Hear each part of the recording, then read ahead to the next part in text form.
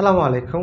আমি নীল রহমান। আমি গণিতের একটা খুব ইন্টারেস্টিং পর্বের ক্লাস শুরু করছিলাম, সেটা হচ্ছে ম্যাজিক ট্রিক। আর আজকে পর্ব নাম্বার 4 নিয়ে আপনার সামনে হাজির হয়েছি।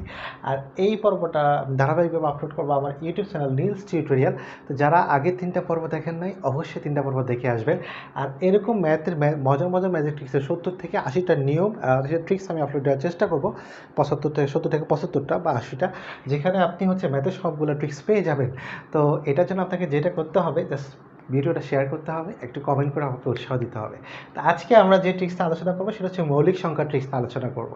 বাট তার আগে কিছু ইম্পর্টেন্ট ডেটা দিয়ে দিই। যদিও সব ট্রিক্সই দিচ্ছি, তারপর 2টা ডেটা দিয়ে দিই।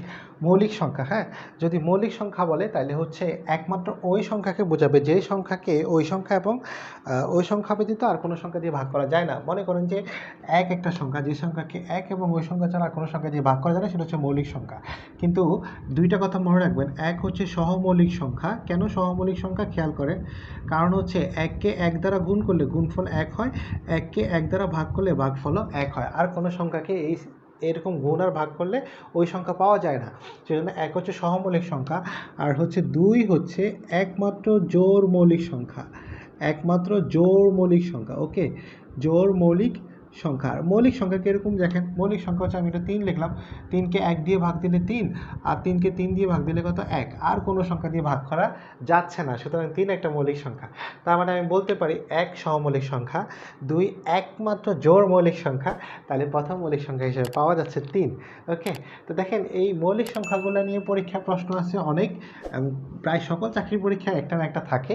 তো যেমন 1 থেকে 10 মৌলিক সংখ্যা কয়টি, 1 থেকে 20 মৌলিক সংখ্যা কয়টি, 1 থেকে 30 মৌলিক সংখ্যা কয়টি। তো এই মৌলিক সংখ্যাগুলো মনে রাখার যে টেকনিক, সেটা হচ্ছে যে 4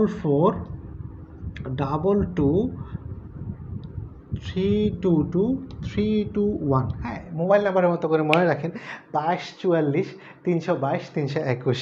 ওকে, খুব ইজি একটা ট্রিক। 44 22 322 321, ঠিক আছে, 44 22 322 321। এখন এই নাম্বারটা দিয়ে কি হবে দেখেন, 44 প্রথম সংখ্যাটা, এটা হচ্ছে 1 থেকে 10, এইটা হচ্ছে আপনার 11 থেকে 20, এইটা হচ্ছে আপনার 21 থেকে 30, এইটা হচ্ছে আপনার 31 থেকে 40। ঠিক এইভাবে হচ্ছে আপনার সিরিয়ালটা যাবে, বুঝতে পারছেন?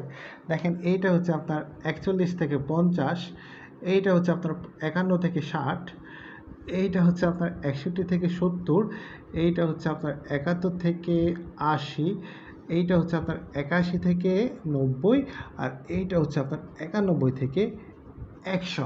এখন পরীক্ষায় আপনার প্রশ্ন আসলো 30 থেকে 50-এর মধ্যে কয়টা মৌলিক সংখ্যা আছে নির্ণয় করা।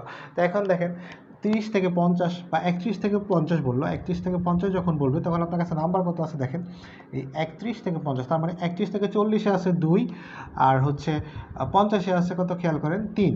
তাহলে 2 যোগ 3 সমান কত, 5টা। আপনি ইজিলি বের করতে পারতেছেন। তাহলে এই সংখ্যাটা যদি মনে রাখেন, তাহলে আপনি মৌলিক সংখ্যা ইজিলি বের করতে পারবেন। আবার আপনার পরীক্ষা আসলো 1 থেকে 20-এর মধ্যে কয়টা মৌলিক সংখ্যা আছে দেখেন, তাহলে 1 থেকে 20-এর মধ্যে মৌলিক সংখ্যা আছে কত, 4 + 4, তাহলে কত, 8। তো আশা করি এই নাম্বারটা মনে থাকবে আর ইজিলি এটা মুখস্থ রাখতে পারবেন। এখন এইটাতে গেলো 1 থেকে 100, 1 থেকে 100 মৌলিক সংখ্যাগুলো, হ্যাঁ, যদি এরকম আসে 101 থেকে 200, যদিও এরকম খুব রেয়ার আসে না, তারপরে যদি 101 থেকে 200 আসে, তখন সেটা কীভাবে মনে রাখবেন?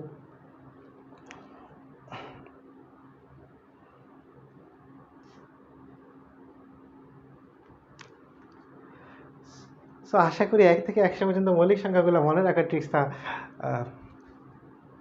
এইটা হচ্ছে আপনার 1 থেকে 100 মৌলিক সংখ্যাগুলো মনে রাখার ট্রিক্স।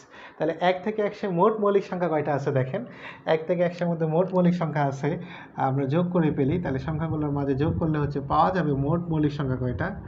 এখন 2 1 3, 3 3 6, 6 4 10 13, 13 2 15, 15 2 17, 17 4 21, 21 আর 4 25। তার মানে 100 থেকে 100-এর মধ্যে মোট মৌলিক সংখ্যা আছে কয়টা, 25টি। তা আশা করি এই ট্রিক্সটা বুঝতে পারছেন। এই ট্রিক্সগুলো যদিও কমন হয়, কিছু আনকমন ট্রিক্সও থাকবে, যেহেতু আমি 75 থেকে 75 বা 80টা ট্রিক্স আপনাদের জন্য আপলোড করব। সো সাথেই থাকেন, ধৈর্য ধরেন, আর ভিডিওটা বেশি বেশি শেয়ার করেন, তাহলে মোটিভেটেড পাবো। তার অবশ্যই নিলস টিউটোরিয়াল চ্যানেলটাকে সাবস্ক্রাইব করবেন। এই নামে একটা ফেসবুক গ্রুপ আছে, সেটাতে অ্যাড হবেন, আর এইটা হচ্ছে আমার ফেসবুক আইডি। সো আজকের জন্য আল্লাহ হাফেজ, দেখা হচ্ছে পরবর্তী পর্বে। আসসালামু আলাইকুম।